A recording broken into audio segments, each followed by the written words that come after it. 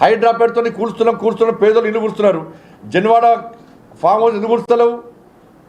ఆ Janwada farm house విషయాన్ని కదా రేవంత్ రెడ్డి గారిని జైలు పంపింది ఇదే కేసీఆర్. మరి అదే ఫామ్ హౌస్ హైడ్రాలో ఉందా లేదా? హైడ్రా ఎందుకు కూర్చలేదు? ఇన్ని కేసులు ఉన్నాయి, ఒక్క నోటీసు కనీసం కేసీఆర్ కుటుంబానికి వెళ్ళే, కేసీఆర్ కుటుంబాన్ని టచ్ చేసే ప్రయత్నం చేయలే. సిబిఐకి ఇవ్వమంటే సిబిఐకి ఇచ్చే ప్రయత్నం చేస్తలేరు. ఇలా నేరుగా వచ్చే అవకాశం లేదు. అయితే రాష్ట్ర ప్రభుత్వం కోరాలి, అంటే కోర్టు ఆదేశాలు ఇస్తేనే సిబిఐ విచారణ జరిపే అవకాశాలు ఉన్నాయి. మరి మేమేం చేసినాము? లిక్కర్ కేసులో ఈడీ సిబిఐ విచారణ జరిపినాక ఏమైంది? కేసీఆర్ బిడ్డను తీసుకెళ్ళి లోపల వేసినామా లేదా? వేసి చూపెట్టినామా లేదా? మేము చేస్తాం. కేసీఆర్ కుటుంబంలో అరెస్ట్ చేస్తాం మేము, కానీ మీరు కేసీఆర్ కుటుంబాన్ని టచ్ చేస్తున్నారు, కనీసం నోటీస్ ఇస్తున్నారంటే మీ ఇద్దరి మధ్య లాలూచి ఏంది? చీకటి ఒప్పందాలు ఏంది? బీఆర్ఎస్ పార్టీ తెలంగాణ రాష్ట్రంలో ఎమ్మెల్సీ ఎన్నికల్లో ఎందుకు పోటీ చేస్తలేదు? ఈ కేసులో పరపర ఈ కేసులో ఇచ్చిపుచ్చుకునే దూరం కాబట్టి కేసీఆర్ ఇచ్చే ముడుపులు కనబడుతున్నాయి వాళ్ళకి తప్ప ఢిల్లీ నాయకత్వానికి, కాంగ్రెస్ పార్టీ నాయకత్వానికి కేసీఆర్ కేసులో మొత్తం నీరు కాచి పడేసారు. ఎక్కడ కూడా కనీసం కేసీఆర్ నోటీస్ ప్రయత్నం చేస్తున్నారు. తెలంగాణ సమాజం ఆలోచించాలి. ఇన్ని విషయాలు చెప్పాను నేను, ఇది వాస్తవం.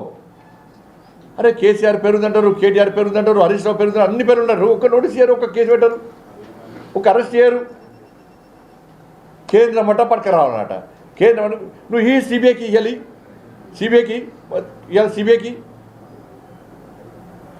సిబిఐకి ఇచ్చినాక అప్పుడు విమర్శలు చేయి. నీ చేత పని విచారణ చేసేది నువ్వు, అరెస్ట్ చేయాల్సింది నువ్వు, నోటీసులు ఇవ్వాల్సింది నువ్వు, విచారణ చేసేది నువ్వు. మీ చేతిలో ఉన్నటువంటి ఈ విషయాన్ని కేంద్రం మీద రుద్దితే ఇది ఎంతవరకు కరెక్ట్?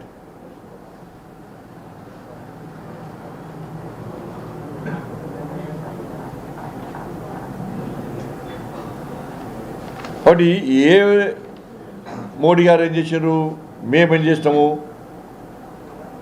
మూసినకి ఇస్తలేరు, మూసిన పక్షాల పైసలు ఇస్తలేరు, మెట్రో తీసుకోవడానికి కిషన్ గారు అడ్డుపడుతున్నారు. అంటే మూసినది యమునా, గంగా, సబర్మతిని ప్రక్షాళన ఇస్తున్న వాస్తవం. అది తక్కువ ఖర్చుతో అవుతున్నది. మరి మూసి పరిస్థితి ఏంది? 15,000 కోట్ల రూపాయలతో అయినటువంటి మూసి ప్రక్షాళనను కాంగ్రెస్ పార్టీ ప్రభుత్వం ఏం చేసింది? వాళ్ళ నాయకురాలు యొక్క అల్లుని కోసం,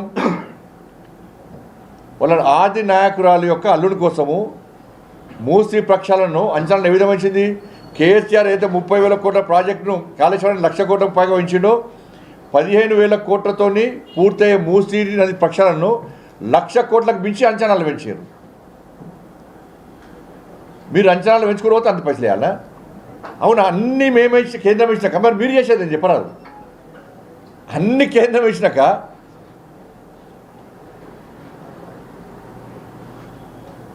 ఇలా ఆడికి 7 రూపాయలు ఇచ్చారు, బీహార్కు, యూపీకి 3 రూపాయల 40 పైసలు ఇచ్చారు, తెలంగాణకు 40 పైసలు ఇచ్చారు. అంటే ఆ రాష్ట్రంలో పేదరికము, ఆ రాష్ట్రంలో పరిస్థితులు పట్టిస్తారు.